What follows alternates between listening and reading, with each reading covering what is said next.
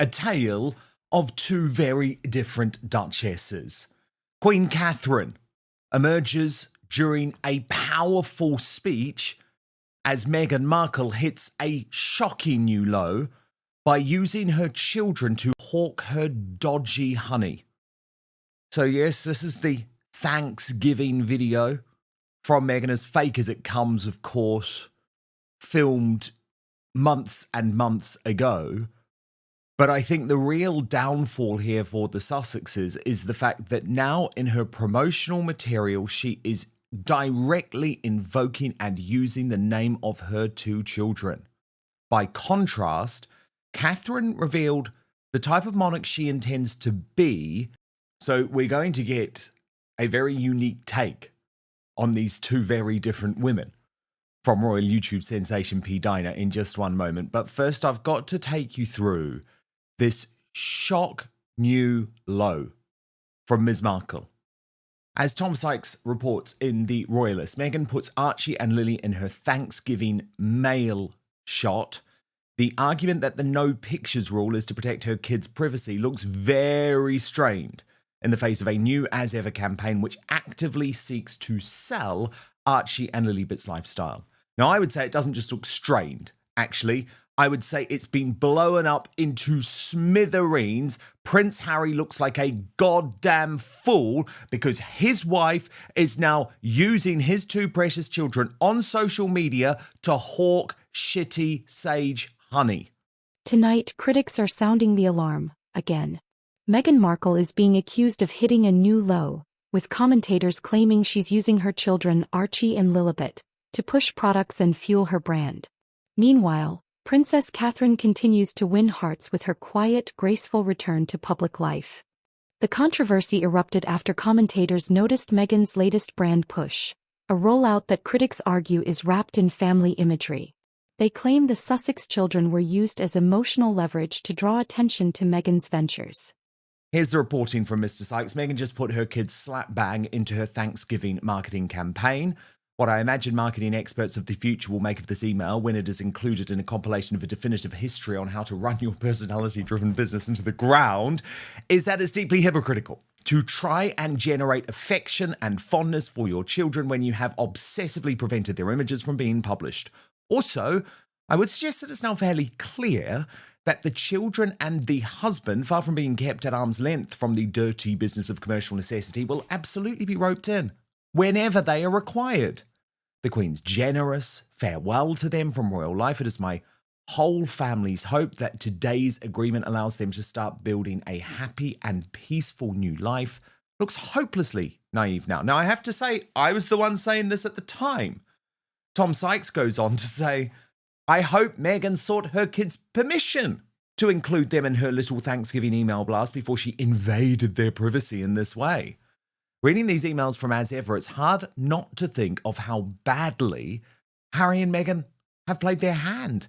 In the space of 6 years, they have gone from being the most exciting new members of the royal family to hawking honey that they are kind of loosely but non-actionably hinting as from their garden on Instagram. You have to wonder if they had known then that this was what it would all be for. Might they have done things differently? Well, certainly Harry would have, but I've got to take you through this email personally written by that weirdo, Meghan Markle. She's not right in the head because she refers to herself in two different ways in the third person here. The headline, by the way, is why she thinks she's so clever. Oh, yes, things do get better with Sage, unlike you, Meghan. And she writes, and remember, this is Meghan writing this, which is why it's so creepy and so weird. When it comes to our founders' favourites, the delicate, herbaceous flavour of sage ranks high on the list. Why, you ask? I didn't, Meghan. Well, those photos you've seen this year on our Instagram of Meghan walking through. So, okay, now she's referring to herself in the third person, not as the founder, but by her real name. Walking through what seems like lavender with its gorgeous purple hue actually share the beauty of flowering sage. Fun fact, the varietal is called Santa Barbara. Those strolls with Archie and Lili running in tow, her husband checking on the bees, Poola chasing the ball with Mia trying to keep up Those were the sun-drenched moments that made an everyday walk something a bit more magical. So magical, in fact, Meghan, that you're now using it to sell your shitty honey. And that sage, that purple, that scent around the garden was always there in the background. Meghan started drying all the different varieties of sage she was growing, bundling it as gifts, cooking with it, infusing it into oils, and indulging the sage-infused honey her bees were busy harvesting. Just imagine, by the way, in comes the envelope. You've got Meghan's sage. No, thank you. And she goes on. And so begins our Montecito Thanksgiving love story. When dreaming up the holiday collection months ago, Meghan imagined what it would taste like to have a sage honey drizzled on her Thanksgiving turkey. And ta-da! Here we are, a stunning sage honey, aromatic and earthy, Epicurean in its depth of flavour and elegant simplicity, inspired by the treat she enjoys at her home with her family. Our sage honey is now available for your holiday table, and there is the hard sell. P-dina. Prince Harry is now allowing his wife to use his children, to use personal stories of their time together to hawk overpriced honey. What do you make of it? Supporters say it's harmless, just a mother sharing her life. Critics, they're calling it calculated, strategic, and even exploitative. And fueling the fire is the timing. As Meghan faces accusations of commercializing family moments, Princess Catherine is making headlines of her own, but for entirely different reasons. Her recent appearances have been praised as warm, uplifting, and full of compassion. Commentators have been quick to contrast the two women, one accused of marketing with motherhood, the other celebrated for spreading love and stability.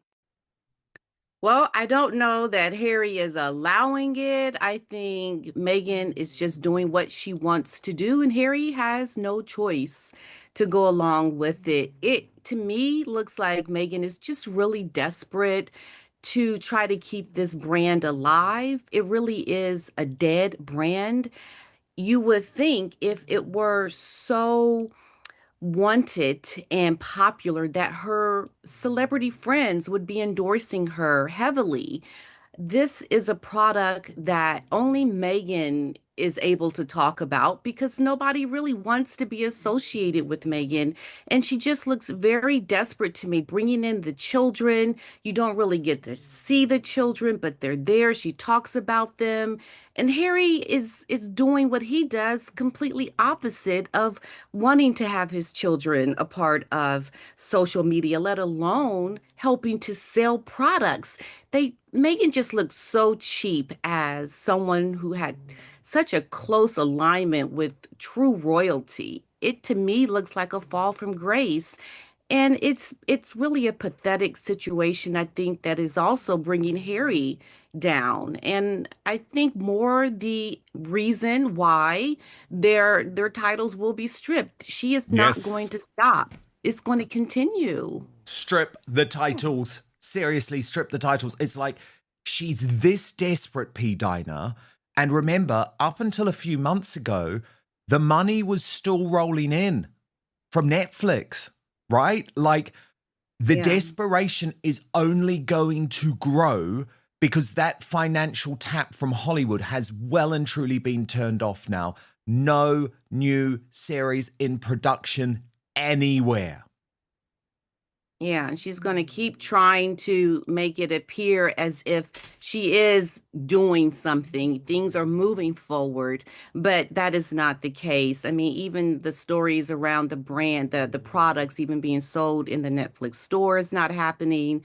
Yeah. Meghan is very desperate right now, and I don't know how she'll be able to make herself appear legitimate because I think to a lot of people, even with all the controversy around her and the photos at the Kardashians, Meghan just seems to have so many mishaps and problems that are negative and not encouraging.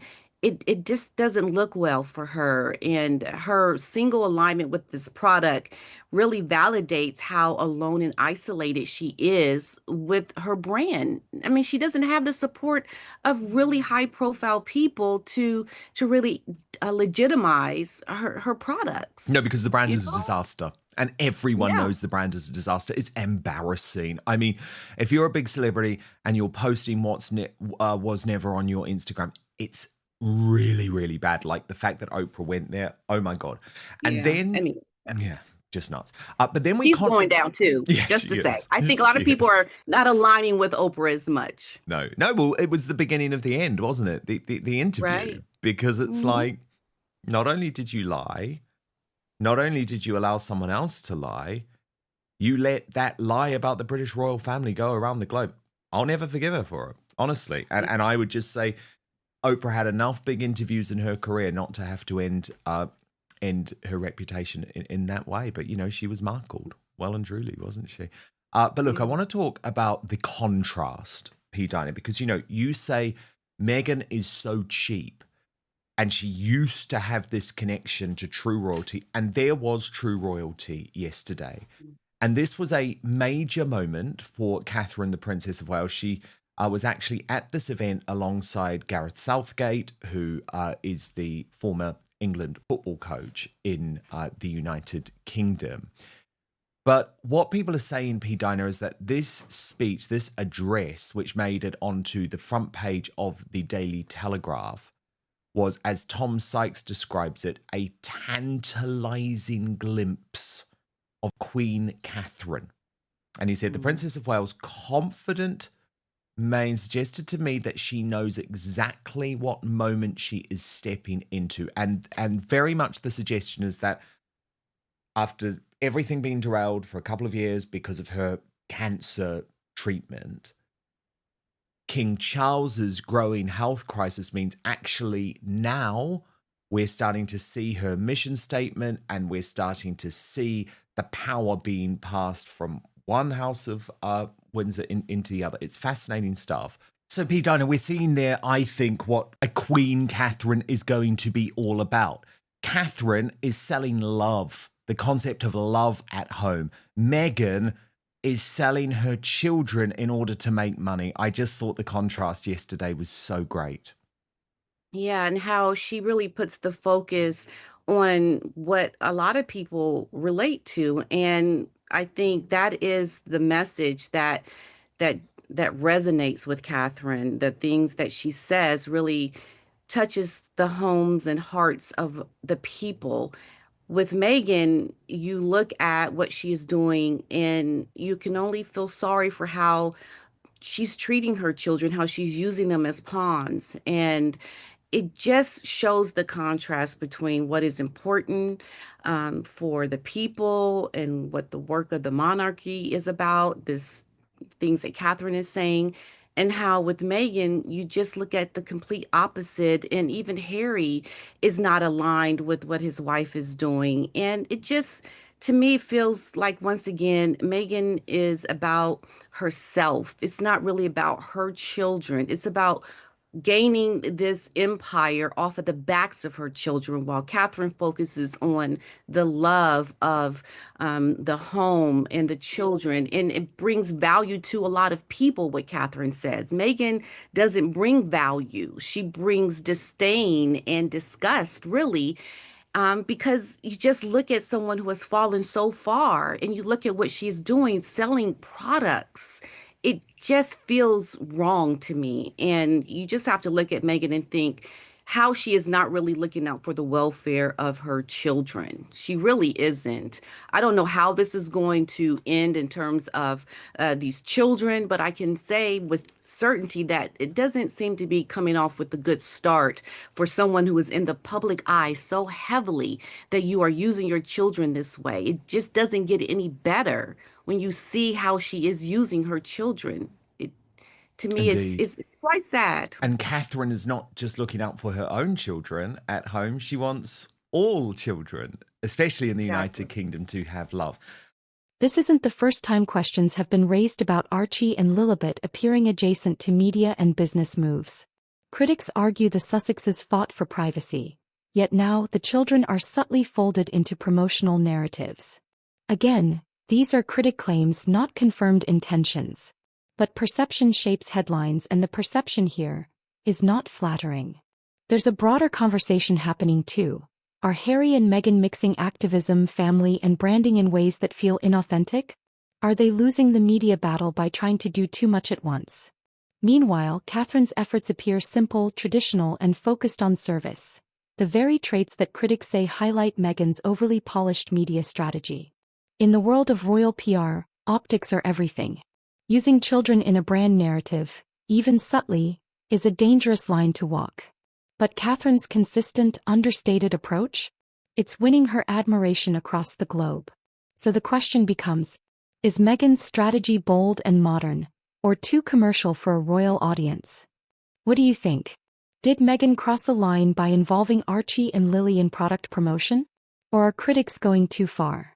Drop your thoughts below, and don't forget to like, subscribe, and hit the bell for more royal breakdowns.